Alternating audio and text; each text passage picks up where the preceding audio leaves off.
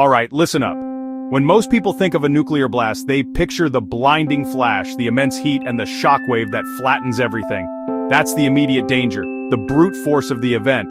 But there's a second, more insidious enemy that follows. It's silent, it's invisible, and it can be just as deadly. I'm talking about nuclear fallout. This isn't something from a science fiction movie, it's a real, tangible threat that you need to understand to survive. Fallout is essentially radioactive dust and ash, created when a nuclear weapon detonates on or near the ground. The explosion vaporizes tons of earth and debris, sucks it up into that iconic mushroom cloud, and irradiates it with deadly particles. This isn't just a bit of dust, it's a cloud of poison that will eventually fall back to Earth.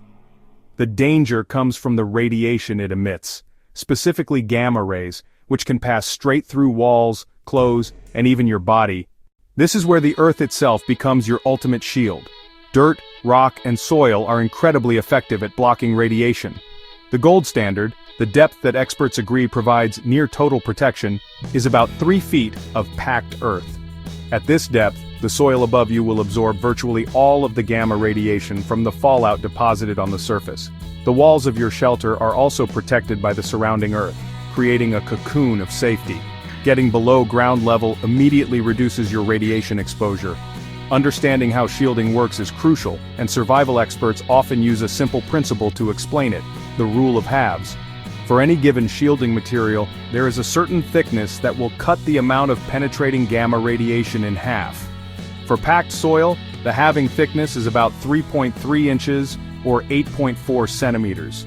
Concrete is more dense than soil, so its halving thickness is smaller, at around 2.2 inches or 5.6 centimeters.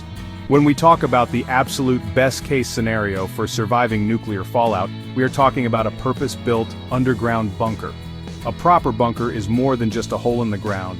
It is a self-contained ecosystem designed to block radiation, withstand pressure, and provide life support for an extended period. Now for the question on everyone's mind, what about my basement? For the vast majority of people, a purpose-built bunker is just not an option.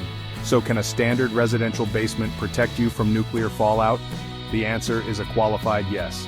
The biggest vulnerability is the ceiling, which is just the floor of the house's first story. Another major weakness is the windows.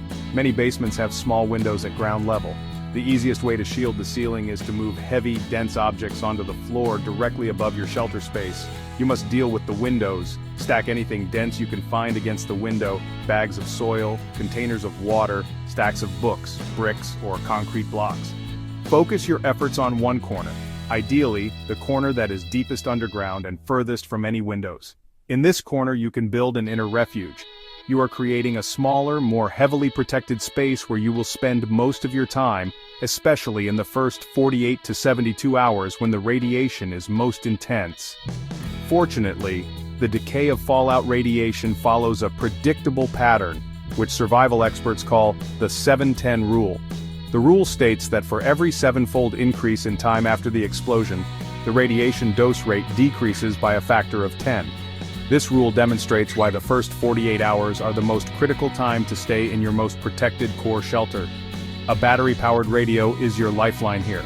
Official broadcasts will provide information on local radiation levels and give instructions on when it is safe to emerge. But all the sandbags, water bottles, and concrete in the world won't save you without the single most important survival tool you possess: your mind.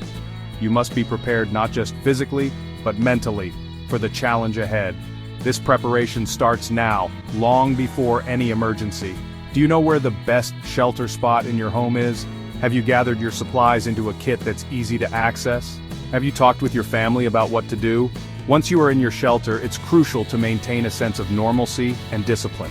Create a routine, assign tasks.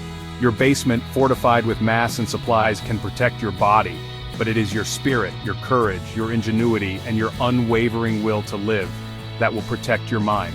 That is the ultimate shelter, the one thing no disaster can ever take from you. Stay alert, stay alive.